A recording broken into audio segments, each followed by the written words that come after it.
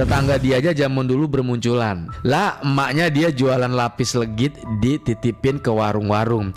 Bapaknya kerja di bengkel motor, sombong banget rumahnya aja itu rumah neneknya. Gaya lo tengil ndah, apalagi si punten ya, dugong. Jarang makan enak, makanya kalau lihat ada makanan anak-anak kerakus banget kayak nggak ketemu makan 1 tahun. Tetangganya yang bilang tuh, rumah ortunya di Bojong nggak mewah wen. Aku perantau di Cengkareng setiap. Halo teman-teman, selamat datang kembali di channel Analisis Sengit. Channel yang selalu membahas dan mereaksi berbagai isu yang sedang ramai diperbincangkan di media sosial. Kali ini kita akan membahas sosok Endah yang kembali menjadi sorotan setelah muncul berbagai respons terhadap podcast yang ia ikuti. Bukan hanya pernyataannya yang diperdebatkan, tetapi juga muncul konferensi pers dari pihak kuasa hukum Ruben, rekaman CCTV, hingga komentar dari orang-orang yang mengaku mengenal kehidupan masa lalunya. Benarkah semua klaim yang beredar itu? Ataukah masih ada fakta lain yang belum terungkap? Perkembangan terbaru justru membuat perdebatan ini semakin memanas. Setelah berbagai bukti mulai diperlihatkan ke publik, netizen kembali memperdebatkan mana yang bisa dipercaya dan mana yang masih perlu pembuktian. Tonton videonya hingga usai, karena saya akan memberikan komentar cukup panjang di bagian akhir video. Yuk, kita tonton videonya. Stasiun Bojong lewat rumahmu. Jadi tetangganya sekarang mulai pada bermunculan. Saat podcast ini katanya bapaknya kontraktor. Ternyata di sini tetangganya bilang bapaknya kerja di bengkel motor. Nggak ada akhlak lu pada kalau nyari berita tuh cepet banget gitu. Sekarang nunggu klarifikasi dari pihak sekolah anak-anaknya dia. Katanya selalu dibully, kalau ini nggak bener berarti pencemaran nama baik sekolah. Wah, bener juga nih. Dia ngomongin pinjol, buktikan aja. Ngoceh tanpa bukti. Bohong. Iya. Kau bohong lagi. Enaknya gitu. Bang bisa langsung dirilis lagunya bang, lagu terbaru. Kau bohong, kau bohong, kau bohong, kau bohong, kau bohong, kau bohong. Liriknya itu aja bang, kayak lagunya almarhum Olga bang. Sakit hatiku ampe kelar gitu. Parah ya. Kayaknya ada unsur komedi aku rasa yang gue dimasukin sama si SW ini. Cuman gak kena gitu bang. Tolong lain kali mending langsung ngomong deh, SW puyeng gue. Kita sebagai netizen ya udah kayak orang tua. Tau nggak, lama-lama gue tua sebelum umur gue. Ngurusin tingkah polanya SW selalu kontradiktif. Mana ini aja baru satu ya, bukti CCTV. Entah lagi nanti bukti CCTV apa lagi. Lagi bakar dupa lagi entar apa. Di podcast Denny Sumargo ngomongnya lemah lembut banget, yang di CCTV mau adu banteng. Pinjol, buktikan aja kau bohong, kau bohong, kau bohong lagi. Oke, ini langsung dari Bang Rubennya ya, kita gas yuk. Mama Setia cuma fokus jualan aja. Komentar apa tuh Pak Tia? Suruh buktikan aja. Dia ngomongin pinjol, buktikan aja. Ngoceh tanpa bukti. Bohong. Iya. Kau bohong lagi. Enaknya gitu. Enak bang, bisa di volumenya naikin bang. Oke gas. Bahwa kalau pinjol ya OJK itu sudah ada aturan kan, tidak boleh menagih ke rumah kalau memang menagih DC itu di atas jam 10, dia harus di jam kerja itu jam 10. Yes, betul. Jadi perlu dipertanyakan itu. Ya, tapi yang pasti ngapain Ruben pinjol kalau dia bisa pinjam ke bank gitu. Ya, jadi itu yang perlu kami sampaikan gitu. Dan kalau memang misalnya dia yang pinjolnya Ruben misalnya, datang ke rumahnya dia, kan berarti kan pinjolnya kan sekarang nih. Iya. Karena kalau kemarin nggak ada pinjol, ya berarti sekarang nih pinjolnya sudah berpisah. Kan nggak mungkin juga Ruben memberikan alamat rumah Cilandak. Dan debt collector-nya nggak lihat berita. Iya. Setahun ini sudah kita sanggah debt collector yang mobil dulu tuh salah alamat, datang ke sana. Kenapa nggak tagih Ruben? Iya. Ruben itu rumahnya bukan di sana. Alamat terbarunya sudah ada. Kerjanya di stasiun televisi. Itu kan sudah beritanya sudah kemana-mana. Ini nggak lihat berita nih debt collectornya masih datang ke rumah yang Ruben jelas-jelas nggak ada di tempat itu. Ya. Kan harusnya semua orang tahu bahwa Ruben sudah bercerai dan Ruben nggak tinggal sama lagi dengan S. Ngapain itu pinjol datang ke rumah yang bukan rumahnya Ruben gitu loh? Iya. Logikanya. Pakai logika aja, because law is logic. Kan saya selalu bilang hukum itu logika. Udah ya. Itu tentang pinjol, tentang komunikasi sudah selesai. Ada yang lain? Komunikasi. Satu-satu loh gantian, yang belakang dulu. Soal selingkuh banget ya. Katanya beliin Kasur. Buktikan kalau memang Ruben selingkuh. Emangnya sekarang ada nih ceritanya Ruben itu setelah bercerai terus dekat dengan orang lain. Kan kemarin kita sudah bilang, Ruben itu juga salah satu endorse tempat tidur, kasur. Oke. Jadi akhirnya dicerain kasur, nanti dibilang kasur-kasur pun pengeluarannya 20 loh. Ini kan dalam proses pembuktian yang ada relevansinya. Kan Ruben kan Serba salah endorse jadi kasur. Makanya kita bilang kasur yang ada di kamarnya yang sekarang itu yang kemarin dipakai untuk pijit-pijit, itu kan itu juga endorse-nya Ruben. Jadi kalau misalnya kemudian sebagai dia endorse kemudian dia dapat kasur dan karena sudah pindah, karena sudah pisah tuan kasurnya atau rumahnya lagi dibangun renovasi, kasurnya itu di tempat, apakah saya tidak selingkuh gitu? Karena saya sudah bilang loh, sebelum ada isu selingkuh, sebelum ada isu ada kasur, kan saya sudah bilang dia endorse kasur, betul nggak? Betul kan? Jadi kan nggak ada dusta di antara kita kan gitu artinya. Jadi kalau kenapa dibilang selingkuh, buktikan dong kalau memang dia selingkuh. Karena kalau suatu tuduhan yang tidak dapat dibuktikan itu fitnah. Dan sekali lagi, kita ini kan persoalannya kan mengenai masalah anak yang tidak bisa berkumpul bersama Ruben. Kok larinya ke selingkuh, bukan selingkuh. Itu kalau pas masalah perceraian, oke, kan gitu artinya. Ini kan sudah lewat masanya. Gak nyambung bang. Apalagi memang itu tidak bisa dibuktikan. Sampaikan kan begitu. Pinjol datang bukannya lapor polisi, lapor RT, kan begitu kan? Akun-akun yang mengkritik lapor polisi kan gitu. Iya. Dan mengancam keamanan dan keselamatan mereka karena ada 3 mobil polisi, tapi lapornya ke media ini. Terkait postingan ONU bang yang bilang kalau Polres itu bohong, isinya bohong. Ya saya kan nggak bisa komentari ya tentang kebohongan itu. Nah sekarang saya mau bahas dulu tentang rumah tuh. Kan dia bilang kan dia tidak tahu menanggung. Betul nggak sih? Saya nggak tahu. Tiba-tiba setelah cerai baru saya tahu ada pinjaman, betul nggak? Betul nggak sih? Betul. Nah, jadi ini ada akad kreditnya nih, ya. Ini harus ditutupin nih nanti. Saya sih sama dia. Jadi ini akad kredit, ya. Jadi di sini di akad kredit itu kan saya sudah bilang nggak mungkin kalau ada kredit di bank, ya, bank tidak minta suami istri ini bertanda tangan, kan gitu. Jadi di sini jelas dikatakan, ya, dari penghadap Tuan Ruben Samuel Onsu, yaitu Nyonya S, lahir di mana dan di mana dan di mana. Di sini dikatakan hadir, berarti Nyonya S hadir. Ya. Yang hadir di hadapan saya notaris dan turut menandatangani. Oke. Ya, minuta akta ini sebagai tanda persetujuan akan tindakan Tuan Ruben Samuel Onsu Bersama ya, Nyonya. yang menurut keterangan Nyonya S tersebut adalah suami satu-satunya yang terikat perkawinan secara hukum dan agama. Untuk selanjutnya disebut debitur. Jadi kalau tadi katakan saya nggak tahu, dijaminkan, saya baru bercerai tuh, nggak akan mungkin berjalan itu. Kalau misalnya masih dalam perkawinan, dua-duanya tidak diminta datang, dua-duanya tidak diminta tanda tangan. Betul ya? Sebelum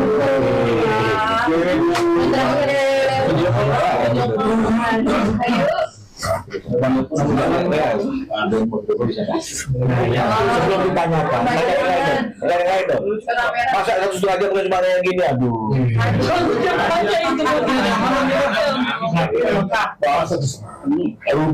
Ruben nggak bisa dihubungi, dia baru kasih kabar karena dia juga lagi ada live. Ya. Mungkin di kesempatan yang lain. Ada yang lain? Soalnya mau pada naik Nantian Oke. Gak ada pertanyaan ini, gak ada pertanyaan bahwa dia mengatakan bahwa dia tidak pernah suka ribut-ribut. Nah, Dia boleh maksa depan anak-anak. Iya. Dia boleh. ayo bang, ayo bang. Dia boleh sih, ya dia boleh sih ngomong nggak pernah bilang cong. Ya kan saya sudah bilang kalau di ruangan terbuka aja berani, apalagi di ruangan tertutup ya tiba-tiba kan keluar memang dia anak sering. Dia boleh bantah, nggak jadi persoalan. Karena memang kadang-kadang dalam hidup ini orang yang mengucapkan itu lebih cepat lupa daripada orang yang mendengarkan. Nah, jadi nggak jadi persoalan. Ya itu yang perlu kami sampaikan. Dan termasuk yang dikatakan bahwa dia nggak pernah ribut-ribut di depan anak-anak. Oke. Dia nggak mau ribut-ribut yang artinya seluruh keluarga besar tahu, betul ya? Nah, dan karena dia ada etika, betul ya? Betul. Nah, jadi coba mau video ini untuk pembuktian loh ya, bukan ada masuk untuk yang ada etika ya. Coba. Dibongkar. Suaranya bunyi.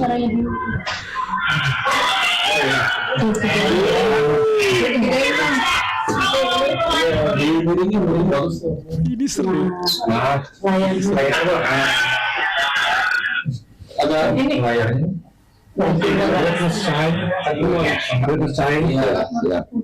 Nice.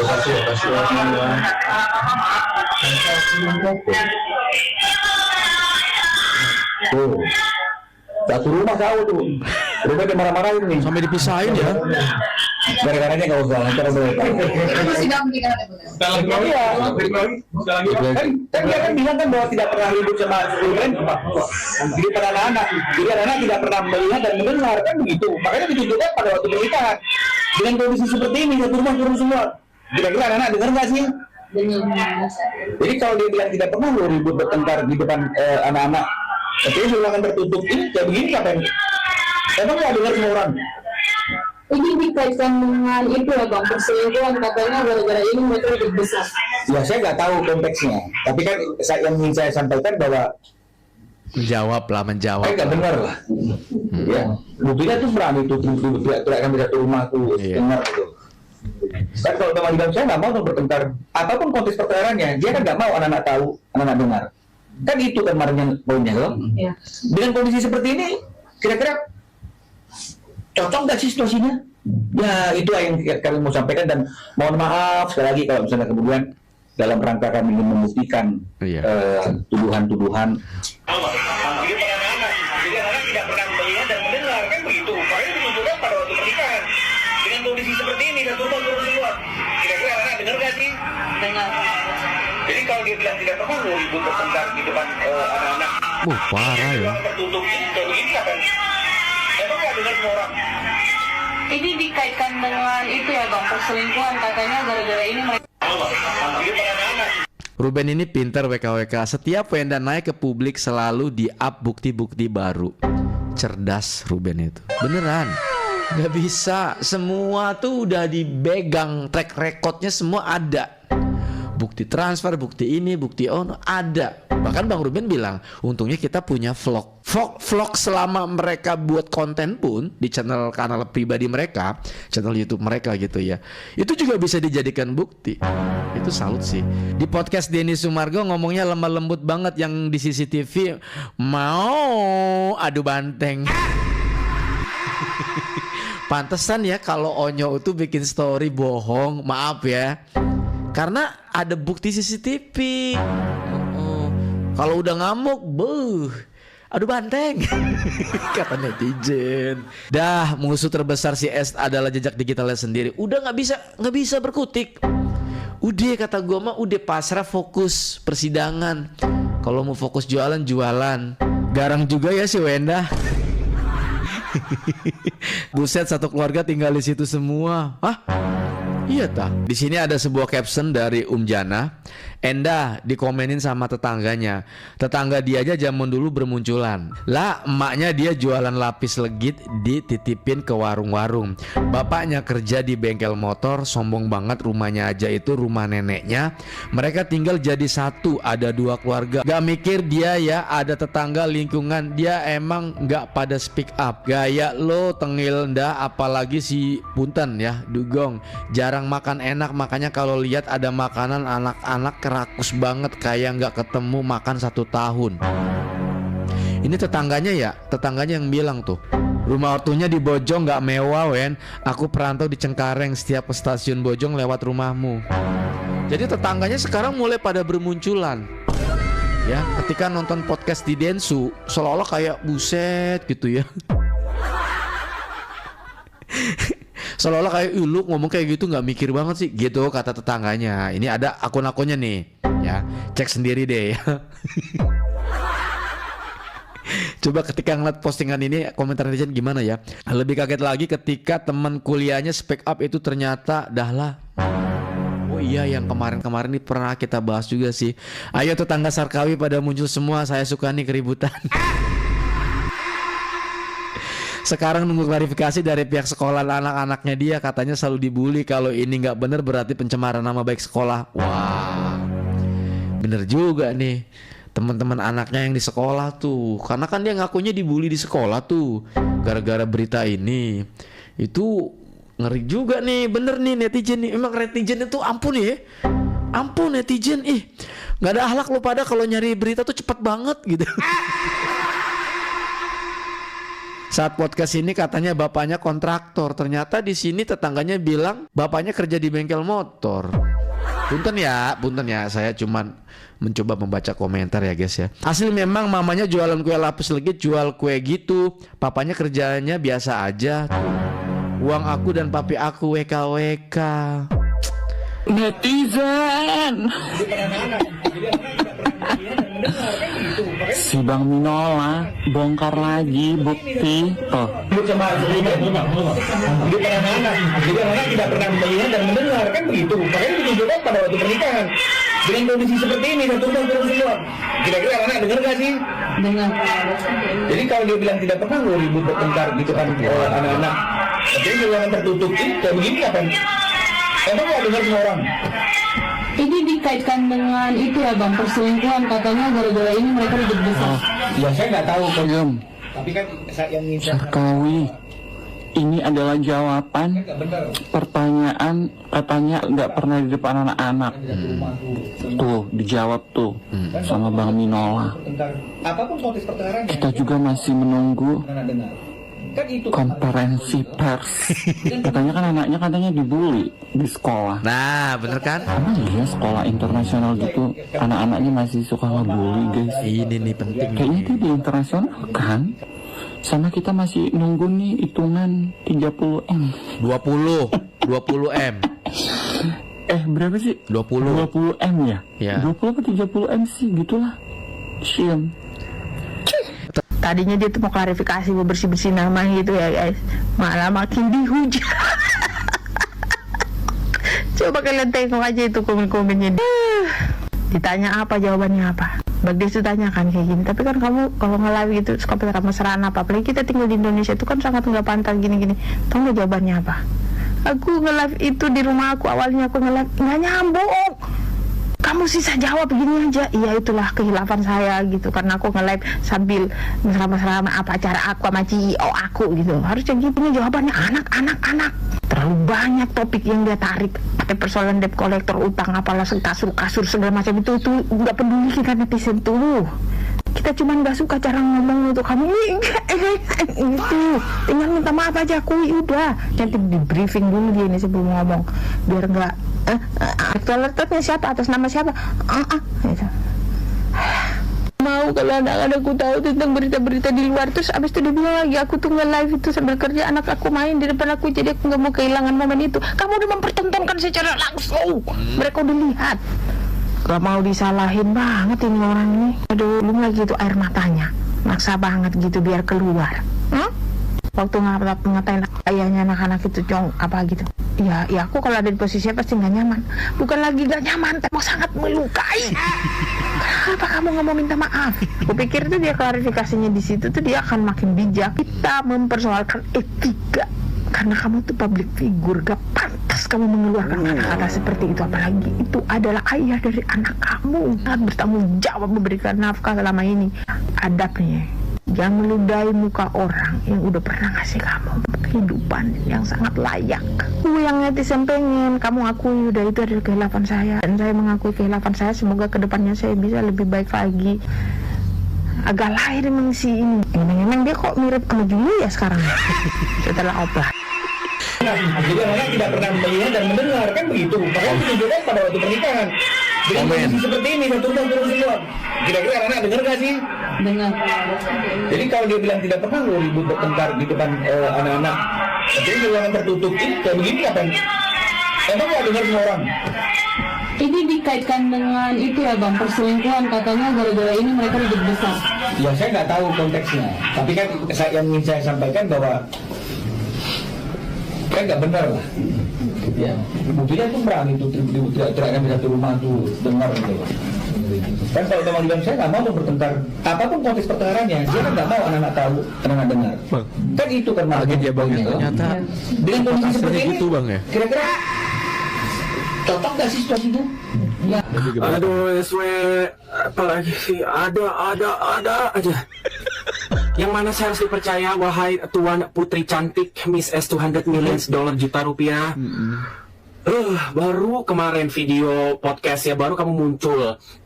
Pembelaan diri bilang, kau setiap berantem sama Koko RO, sampai saya ngeri untuk menjaga namanya mental anak. Saya sampai mohon untuk kita jangan ribut di sini, jangan di ruangan, jangan di kamar, kita cari tempat lain. Bahkan sampai kamu cerita, ya wahai Tuan Putri, bahkan sampai Cici ternyata kebangun, ya kan? Sampai kebangun bilang masalah apa nggak suka sama keluarga sono gitu kan, keluarga dirimu atau apalah gitu. Udah ditambah lagi katanya anaknya pakai sampai kena psikiater. Udah gitu tambah lucunya lagi ada Unyo alias Onyo, ya. Onyo masuk langsung ke psikiater. Kayaknya ada unsur komedi aku rasa yang gue dimasukin sama si SW ini. Cuman nggak kena gitu bang. Oh lain kali main langsung ngomong deh SW, puyeng gue. Kita sebagai netizen ya udah kayak orang tua. Kalau nggak lama-lama gue tua sebelum umur gue, ngurusin tingkah polanya SW selalu kontradiktif. Apa yang dia omongin kenyataannya Nggak sama. jomplang, jom to the pang. Jomplang. Mana ini aja baru satu ya. Bukti CCTV, entah lagi nanti bukti CCTV apa lagi. Lagi bakar dupa lagi entar. Apa? Si Wenda ngapain lu kata gue segala macam pakai podcast. Lu udah pada nonton belum podcastnya si Wenda sama Bang Densu? Sumpah ya guys. Terlalu bang. Rambut lu unik juga bang ya. Bagus tuh bang. Kayak apa sih bang? Kayak keren bang. Megar gitu bang ya. Keren bang. Follow ya akunnya ya guys ya. Rambutnya keren ya. Oke lanjut bang. Si Wenda ngapain lu kata gue segala macam pakai podcast. Lu udah pada nonton belum podcastnya si Wenda sama Bang Densu? Sumpah ya guys ya, itu si Wenda ditanya apa, jawabannya apa? Lu kenapa si Wenda? Yang pertama nih soal debt collector guys. Kalian tuh ditanyain kan, yang datang ke rumahnya itu debt collector dari mana? Dari bank kah? Kata dia bukan, tapi dari cicilan mobil sama dari pinjol katanya. Ditanya balik dong sama Bang Densu, itu pinjol atas nama siapa? Tapi dia cengok, langsung diem, panik mukanya. Kata gue, yang pinjol siapa Wenda? Yang pinjol siapa? Kalau misalnya lu ngomong yang pinjol itu Karuben Onsu, kagak mungkin dia pinjol.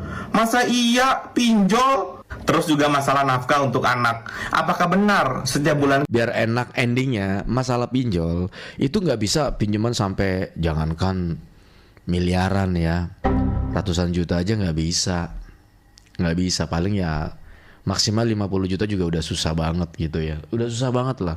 Rata-rata tuh 10 juta gitu ya. Biar enak gitu, maksudnya ngelengkapin gitu ya. Oke lanjut. Selalunya 200 juta, kadang ada yang 100 juta, ada yang gini ini segala macem. Iya emang enggak 200 juta doang Wenda, kadang bisa lebih.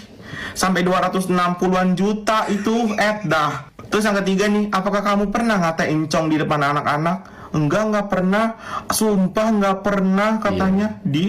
Iya, lu nggak depan anak, tapi depan netizen.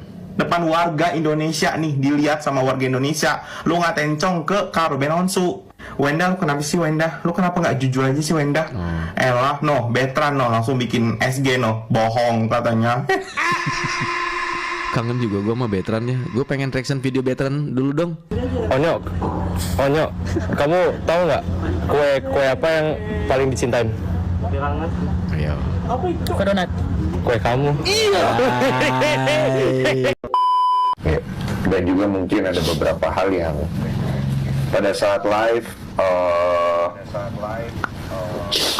kemesraan ya mungkin harus maksudnya dievaluasi. Itu sempat terpikirkan nggak?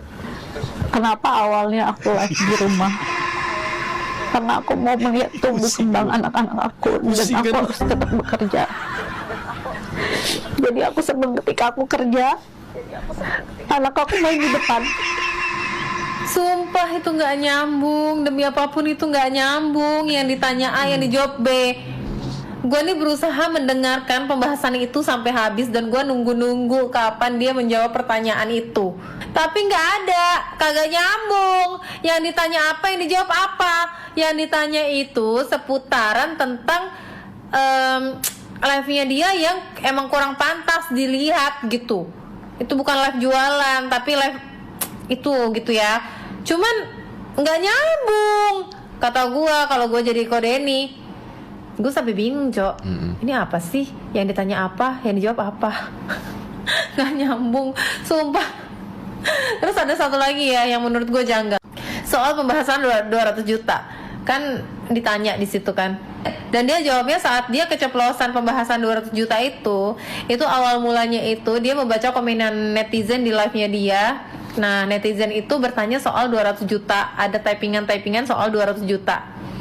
Dia agak emosi di situ dan dia baru ngomong lah, gue juga nggak butuh 200 juta lo. Nah, dari situ katanya dari pembahasan netizen, katanya dari pertanyaan netizen di live itu.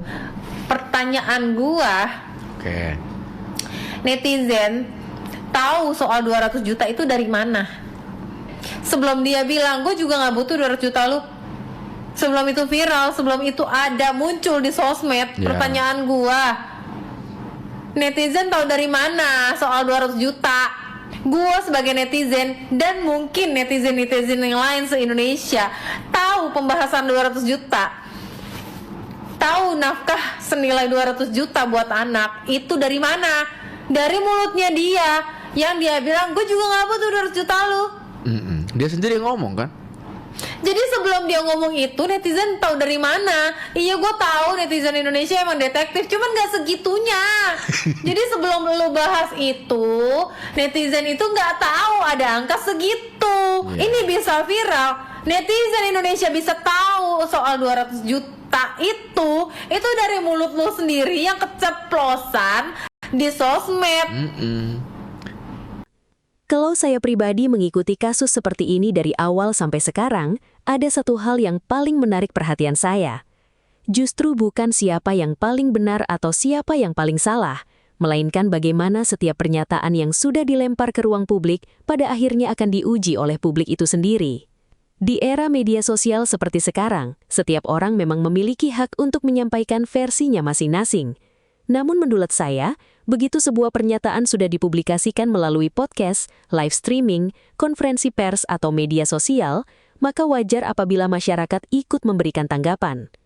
Yang menurut saya perlu diingat adalah, opini publik bukanlah pengadilan.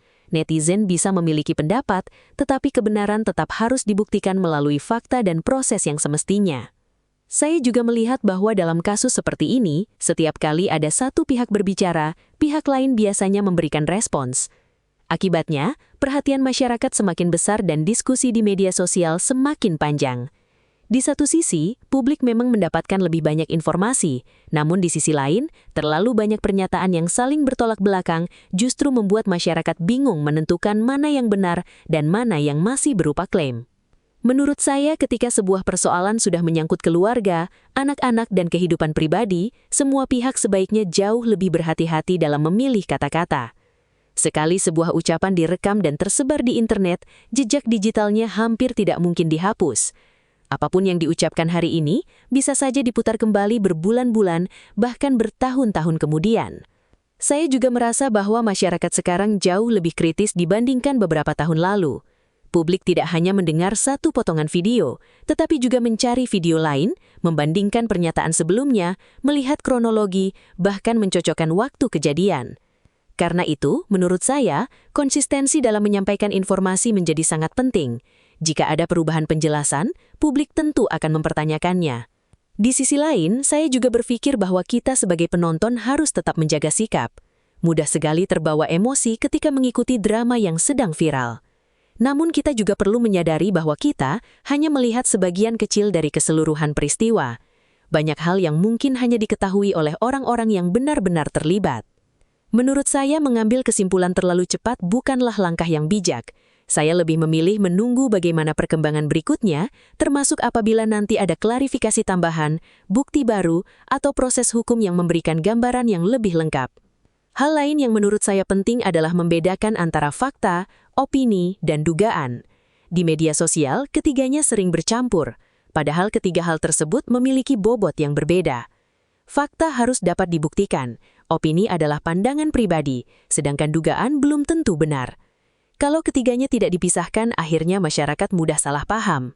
Saya juga merasa setiap figur publik harus memahami bahwa apapun yang mereka ucapkan akan memiliki dampak yang jauh lebih besar dibandingkan orang biasa. Satu kalimat saja bisa menjadi potongan video yang beredar kemana-mana dan memunculkan berbagai interpretasi. Oleh sebab itu, menurut saya, memilih kata-kata dengan hati-hati bukan berarti takut berbicara, tetapi bentuk tanggung jawab terhadap publik. Sebagai penonton, saya lebih tertarik melihat siapa yang mampu menjelaskan posisinya dengan tenang, konsisten, dan didukung bukti yang bisa dipertanggungjawabkan. Saya rasa pendekatan seperti itu jauh lebih meyakinkan daripada sekedar saling membalas pernyataan di ruang publik. Pada akhirnya, saya berharap persoalan seperti ini dapat menemukan penyelesaian yang baik melalui jalur yang tepat. Terlepas dari siapapun yang didukung oleh masing-masing penonton, saya berharap semua pihak dapat mengutamakan kepentingan anak-anak dan menghindari hal-hal yang justru memperpanjang konflik di ruang publik.